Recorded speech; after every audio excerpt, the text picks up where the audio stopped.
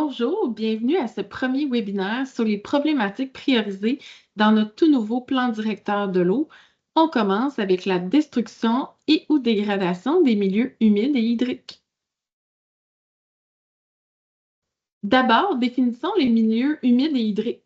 Ce sont les milieux inondés ou saturés en eau assez longtemps pour influencer la nature du sol et la composition de la végétation qu'on y retrouve. Il existe plusieurs types de milieux humides, dont les marais, les marécages, les prairies humides et les tourbières. Du côté du milieu hydrique, on parle essentiellement des cours d'eau, des rivières et des lacs.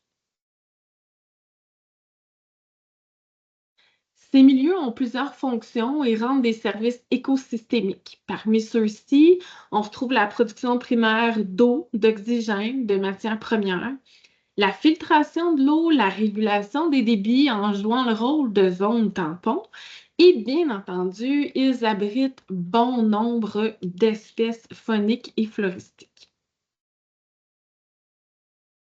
Sur notre territoire, la ZGIE-BV L'Assomption, on compte plus de 33 000 hectares de milieux humides. Ces milieux sont en grande partie des tourbières et des marécages et sont majoritairement situés en terre privée.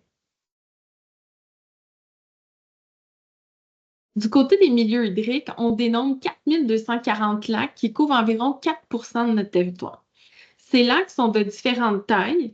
Parmi les plus grands, on compte près de 1300 lacs de plus d'1 hectare, dont 24 font plus de 100 hectares, ce qui est à peu près l'équivalent de 137 terrains de football.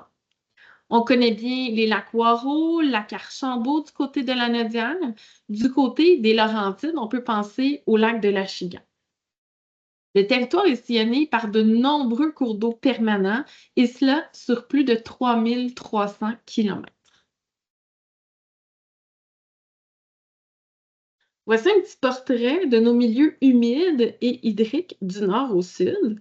Donc, on recense 70 des milieux humides dans la région naturelle du massif du Mont-Tremblant, donc la zone la plus au nord de notre territoire. Ces milieux-là subissent des pressions anthropiques, notamment par le développement au pourtour des lacs, en plus de l'activité forestière dans les bassins versants. Plus au sud, on retrouve l'autre 30 des milieux humides. Ils sont moins nombreux, notamment parce qu'ils ont été détruits et fragmentés au fil du temps. Malgré qu'ils soient moins nombreux, c'est sur cette portion du territoire, la plaine du Haut-Saint-Laurent, que l'on retrouve les plus importants complexes de milieux humides, dont le complexe tourbeux du delta de la Narette. Cette zone est la plus densément peuplée. La croissance démographique, l'activité agricole et industrielle font pression sur l'intégrité des milieux. Les milieux humides et hydriques font face à plusieurs pressions, dont l'activité agricole au sud du territoire.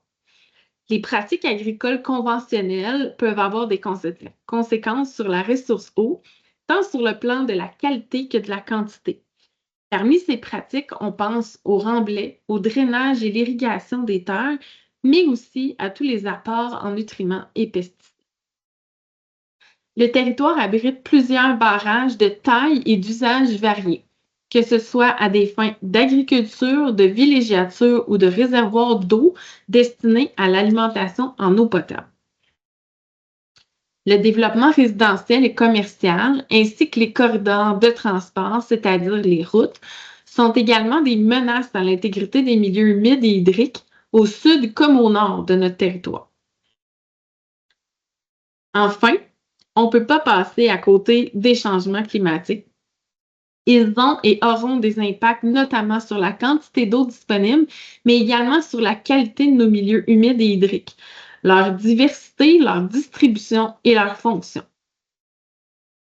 Pour la région de la Nodière, dans la plaine du Haut-Saint-Laurent, on observe une perte de plus de 50 km² entre 1994 et 2008, à laquelle s'ajoute une perte de près de 22 km² dans la décennie suivante.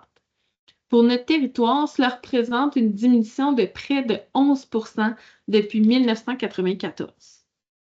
La qualité de l'eau sur le territoire est très variable. Les cours d'eau échantillonnés montrent une qualité de leurs eaux qui varie de douteuse à mauvaise. La dégradation et la destruction des milieux humides et hydriques entraînent une perte de biodiversité et menacent certaines espèces en situation précaire.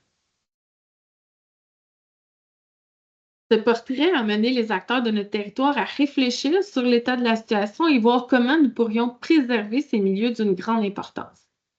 C'est ainsi que la problématique des milieux humides et hydriques est devenue l'une des 6 priorités de notre table de concertation. L'orientation donnée est la suivante: assurer une meilleure protection des milieux humides et hydriques.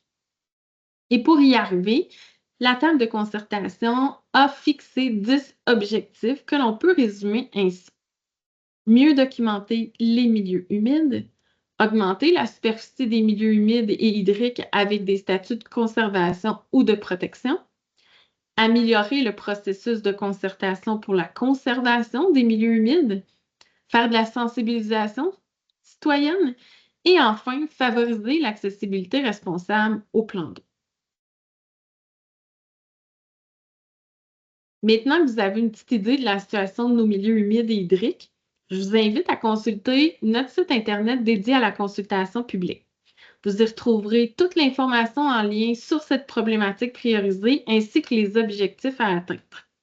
Vous pouvez également communiquer avec mon équipe pour plus d'informations sur la démarche en cours au info@obvlassomption.ca. Vous retrouverez également un sondage pour chacune des problématiques priorisées.